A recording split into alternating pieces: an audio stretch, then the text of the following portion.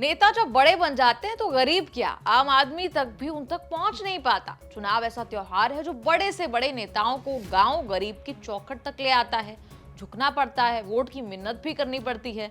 हैदराबाद की गलियों में एआईएमएम के अध्यक्ष असदुद्दीन ओवैसी अपने छोटे भाई अकबरुद्दीन के साथ डोर टू डोर कैंपेन कर रहे हैं।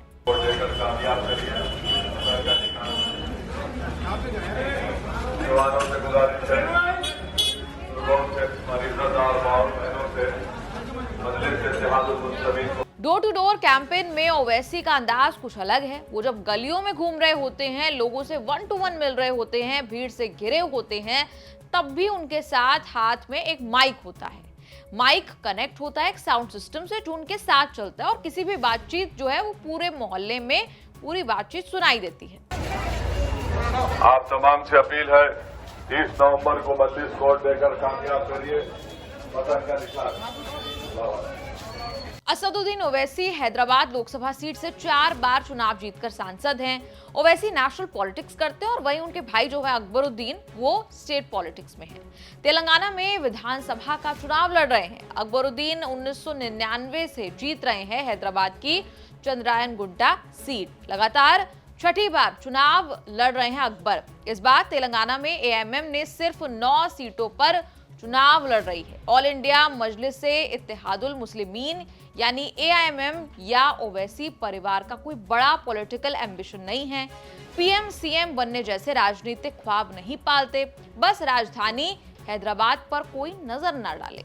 कोई भी पार्टी या नेता चाहे तो हैदराबाद में रैली करे, रोड शो करे, लेकिन लोकसभा या विधानसभा की सीटें जीतने की ना सोचे, क्योंकि वहां ओवैसी खानदान का किला है जो कोई भेद नहीं पाया।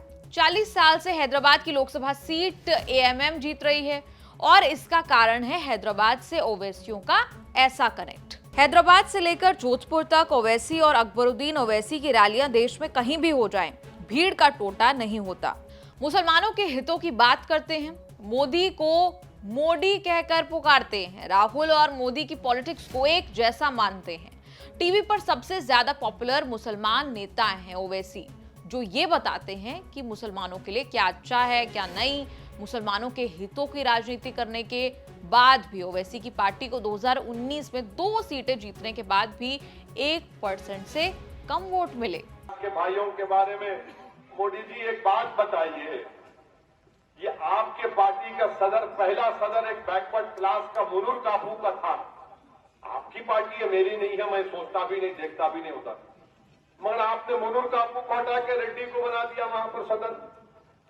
ये क्यों किया आपने? पार्टी आपकी से आरएसएस तय करी होंगी कि बीसी ने एक अपर कास्ट आदमी चाहिए, मगर आपकी पार्टी में बदल गया। आप बीसीओं से इतनी मोहब्बत करते हैं तो फिर आपने रिजर्वेशन की लिमिट को 50% से क्यों नहीं बढ़ाया?